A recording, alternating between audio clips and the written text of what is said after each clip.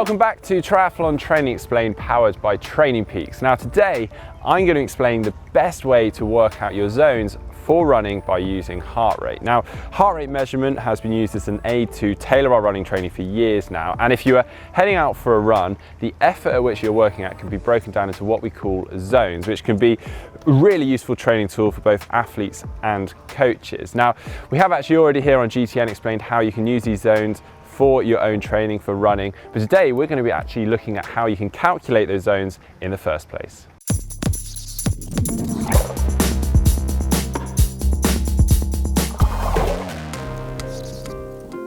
Right then, there are an array of different methods for calculating these heart rate zones for running. Some are really simple and easy to perform, but as a result give us very little in the way of accuracy and numbers. Whereas on the other end of the spectrum, we could say head to a lab and get some very accurate and detailed results, but it may also cost you a fair bit of money and time. However, one thing that these do all have in common is effort. Yeah.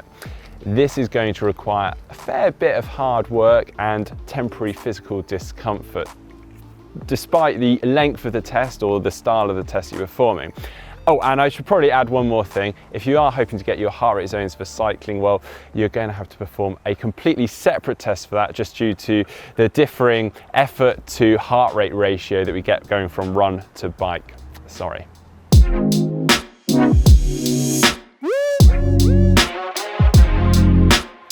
Well, the test that we've chosen sits somewhere in the middle on that time and accuracy scale. Now, obviously, we can't all head to a lab, but we still want it to chuck out fairly good and accurate results that we can calculate our heart rate zones from. Now, in terms of how we're going to do all of this, well, you want to arrive feeling fresh and ready to go. So the day prior to the test, just make sure it's a nice light day of training so that you're not arriving too tired. Also, just be wary that general life stresses, poor diet, and even lots of travel can all influence and impact those test results. Also, the terrain that you're doing on, you want it to be a fairly smooth and flat terrain, and allows you to cover somewhere around 8 kilometers. Now that can be out and backs, it can be loops, whatever you like. But that is a slight giveaway, yeah, because the test that we're doing is 30 minutes of your sustainable maximal effort over that duration. Well, equipment-wise, you are unsurprisingly going to need an accurate heart rate monitor. Now, for this test, I would recommend using a chest strap like this one, which will record your ECG. You're also going to want a watch that will record the data from that heart rate monitor onto, and ideally that watch also to record your pace, because we're going to need that pace later on in this video for some further calculations.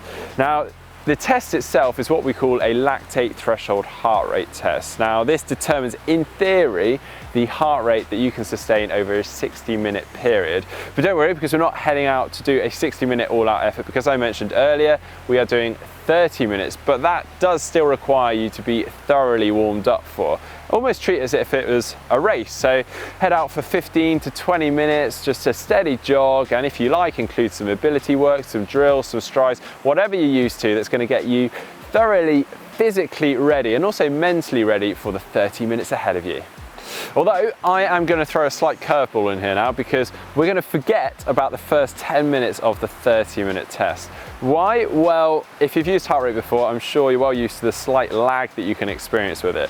If, say, you were to head out for a hard run, it would actually take your heart rate a little bit of time to reflect the effort that you're putting in, as your body's taking time to react to the demands that you're putting on. So to mitigate this, we're going to forget about the first 10 minutes, and we're going to focus on the final 20 minutes once the heart rate is up, as we then go on to calculate our heart rate zones. But that doesn't mean that you can just use that first 10 minutes as a nice steady warm-up. It's important that you work hard throughout the full 30 minutes. So when you head out for the run, hit start at the beginning of the 30 minutes, then as you cross that 10-minute barrier, hit the lap button, and then hit finish at the end of the 30 minutes. This will just make analysing the results really simple for that 20 minutes, all whilst keeping it as one complete run. Pacing wise, well, this is really important. You want to make sure that you maintain the same pace or very close to the same pace for the whole test duration. If your pace varies too much, say more than 10% over the 30 minutes, then you're at risk of the results just not being reliable enough or even valid for you.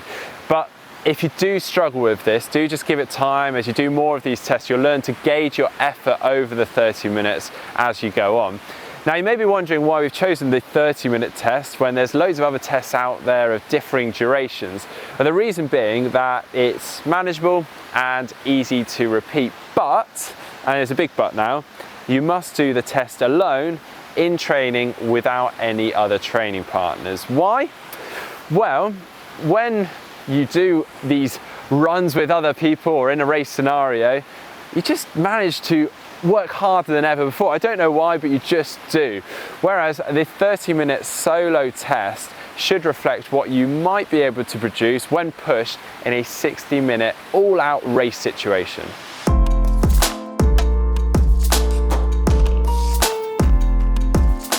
Okay, so once you're done with your test, which hopefully has gone well, your watch should automatically be able to produce your average heart rate for that final 20-minute lap or block of that overall 30 minutes. And that is your lactate threshold heart rate, or otherwise known as threshold heart rate.